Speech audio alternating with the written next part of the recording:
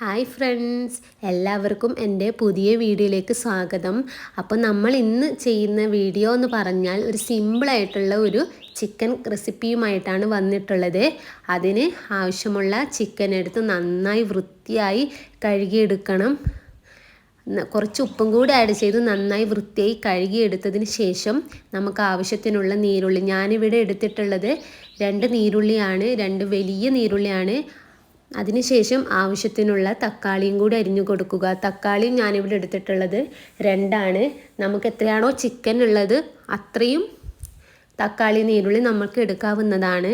ഞാനിവിടെ കുറച്ച് ചിക്കൻ മാത്രമേ എടുത്തുള്ളൂ. അതിനുശേഷം മുളകും നന്നായി അരിഞ്ഞെടുത്ത് പാൻ അടുപ്പത്ത് വെച്ച് അതിലേക്ക് ആവശ്യത്തിനുള്ള എണ്ണ ഒഴിച്ച് കൊടുക്കുക. നമ്മൾ നേരത്തെ അരിഞ്ഞു വെച്ചിട്ടുള്ള നീരുള്ളിയും കൂടി കുറച്ച് ഉപ്പും കൂടി ഇട്ട് കൊടുത്ത് നന്നായി ഇളക്കി കൊടുക്കുക. അതിനുശേഷം നമ്മൾ നേരത്തെ അരിഞ്ഞു വെച്ചിട്ടുള്ള തക്കാളി, പച്ചമുളക്, വെളുത്തുള്ളി, ഇഞ്ചി നന്നായി ഇട്ട് കൊടുത്ത് നന്നായി ഇളക്കി കൊടുക്കുക. അതിൻ്റെ ഒരു മണം മാറുന്നത് വരെ നന്നായി വേകുന്നത് വരെ നമ്മൾ ഇളക്കി കൊടുക്കുക. ഇതാ നന്നായി വെന്തിട്ടുണ്ട്. അതിനുശേഷം അതിനാവശ്യത്തിനുള്ള മഞ്ഞൾപ്പൊടിയും ഇട്ട് കൊടുക്കുക.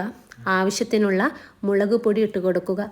ഞാനിവിടെ ഒരു 4 ടീസ്പൂൺ മുളക് പൊടിയാണ് എടുത്തിട്ടുള്ളത്. നമുക്ക് എത്രയാണോ ആവശ്യമുള്ളത് എരിവ് അനുസരിച്ചിട്ട് വേണം നമ്മൾ മുളക് പൊടി ഇട്ട് കൊടുക്കുവാൻ. ഞാനിവിടെ എടുത്തിട്ടുള്ളത് കാശ്മീരി ചില്ലിയാണ് എടുത്തിട്ടുള്ളത്.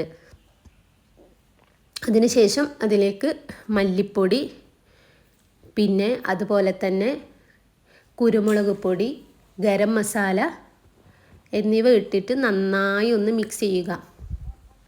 മിക്സ് ചെയ്യുമ്പോൾ അതിൻ്റെ ആ ഒരു ചൊവ്വ മണം മാറുന്നത് വരെ നന്നായി ഇളക്കി കൊടുക്കേണ്ടതാണ്. ഇല്ലെങ്കിൽ നമുക്ക് കറികളൊക്കെ ഒരു പച്ച പോലെ ഒരു മണം മണക്കും. അതൊഴിവാക്കാനാണ് നന്നായി മിക്സ് ചെയ്യണമെന്ന് ഞാൻ പറഞ്ഞിട്ടുള്ളത്.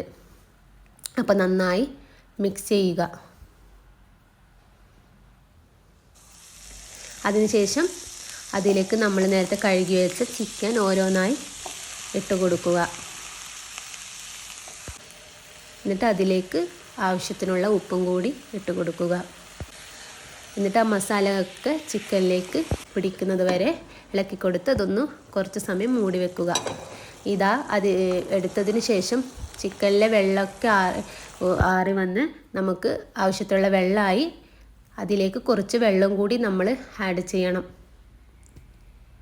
എന്നിട്ട് നന്നായി ഒന്ന് മിക്സ് ചെയ്ത് കൊടുക്കുക.